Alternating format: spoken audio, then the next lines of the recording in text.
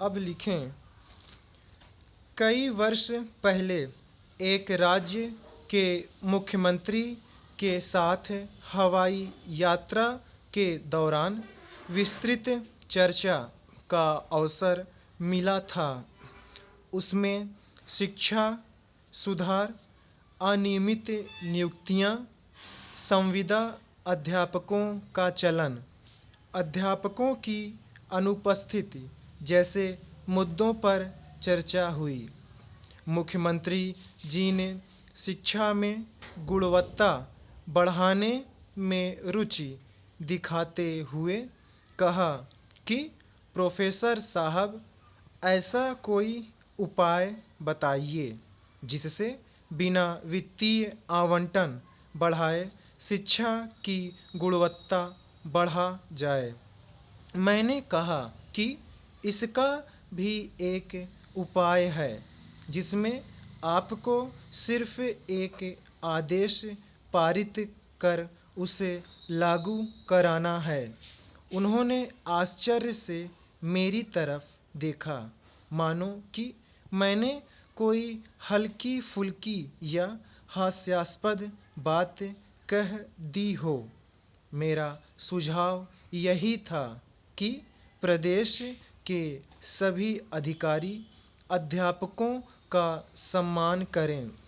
जब भी कोई अध्यापक उनसे मिलने आए, वे अपनी कुर्सी से उठकर खड़े होकर आगंतुक शिक्षक को आदरपूर्वक स्थान ग्रहण करने को कहें।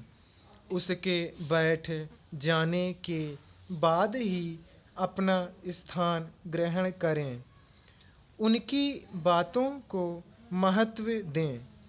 वार्ता समाप्त होने पर उन्हें दरवाजे तक छोड़ने जाएं। इस सुझाव पर मैंने कहा कि इससे गुणवत्ता निश्चित रूप से सुधरेगी। स्कूलों में अध्यापकों की उपस्थिति बढ़ेगी। अध्यापक के आत्मबोध में वृद्धि होगी। समाज में उसकी प्रतिष्ठा और स्वीकार्यता भी बढ़ेगी। मुख्यमंत्री महोदय बड़े ध्यान से सुन रहे थे। उनके चेहरे के भाव लगातार बदल रहे थे। मेरी बात समाप्त होने के बाद वह कुछ समय विचारमग्न होकर बोले कि मेरे लिए यह करना संभव नहीं। नीति नियंताओं को मेरे ये सुझाव भले ही अव्यावहारिक लगते रहे हों, लेकिन उनमें अपना पूर्ण विश्वास होने के कारण मैं लगातार उन्हें दोहराता हूँ। पिछले कुछ वर्षों में फिनलैंड की शिक्षा व्यवस्था खासी चर्चित रही है। देश के कई दल वहाँ के शिक्षा परिदृश्य का अवलोकन करने के लिए भी गए। मालूम नहीं कि उन्होंने इस पर गौर किया हो कि फिनलैंड के समाज में सबसे विशिष्ट व्यक्ति या कहें वीआईपी का दर्जा शिक्षक को ही प्राप्त है।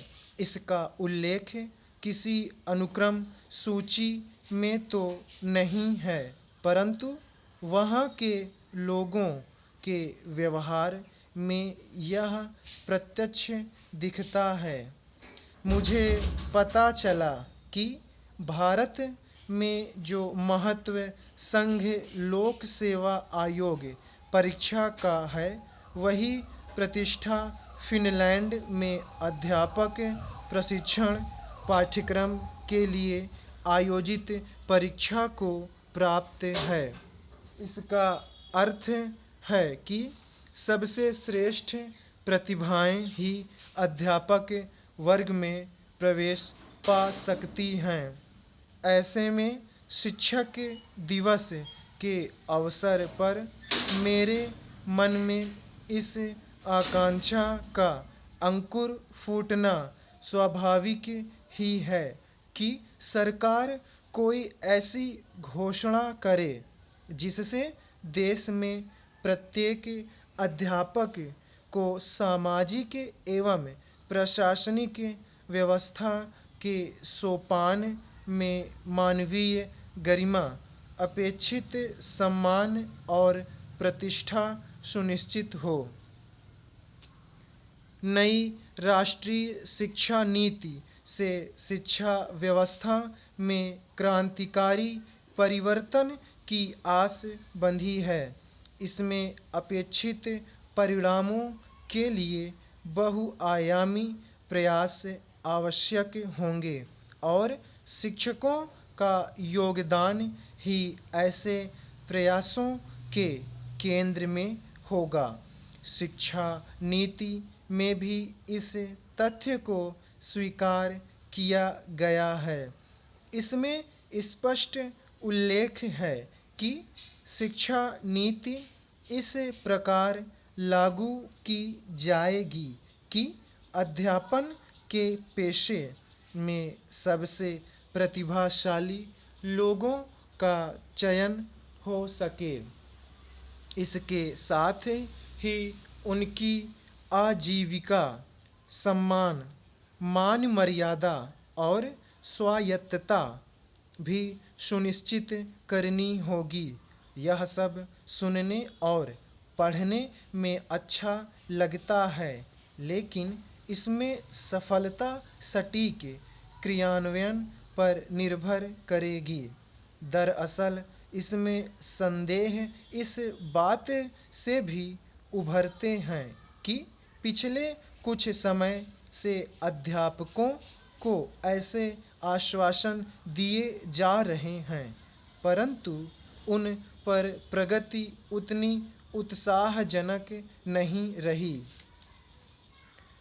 शिक्षण संस्थानों में शिक्षकों के तमाम पद रिक्त हैं। इससे शिक्षा की गुणवत्ता प्रभावित हो रही है।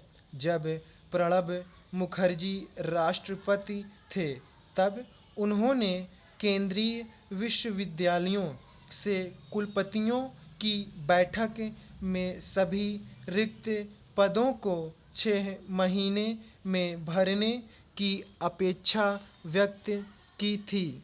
संभव है कि आज तक ऐसा ना हो पाया हो। निःसंदेह इसमें तमाम कठिनाइयाँ हो सकती हैं, लेकिन उनका समाधान निकालना ही तो अकादमिक नेतृत्व से अपेक्षित है। केंद्रीय शिक्षा मंत्री धर्मेंद्र प्रधान ने नियुक्तियों में तेजी लाने के लिए पहल की है। ऐसे में यही उम्मीद की जा सकती है कि अतीत के अनुभवों से सबक लेकर प्रक्रियागत खामियों से पार पाकर नियुक्ति के लक्ष्य को पूरा कर लिया जाएगा। यह असंभव नहीं है। दृढ़ इच्छा शक्ति और कार्य संस्कृति में परिवर्तन से इसे प्राप्त किया जा सकता है। भारत के अध्यापकों की कर्मठता, लगनशीलता और नया सीखने की तत्परता के नए उदाहरण बीते दिनों देखने को मिले। जो शिक्षक मोबाइल के उपयोग को लेकर हिचकते थे, उन्होंने कोरोना के कठिन समय में उसी मोबाइल को ऑनलाइन शिक्षा का मंच बना लिया। नेटवर्क सहित तमाम तकनीकी बाधाओं से जूझने के बावजूद उनकी यह मुहिम जारी रही। उन्होंने कई आवश्यक सर्वेक्षणों में भी अपनी महती भूमिका निभाई। इसी दौरान संक्रमण की चपेट में आकर कई शिक्षक काल कवलित भी हो गए।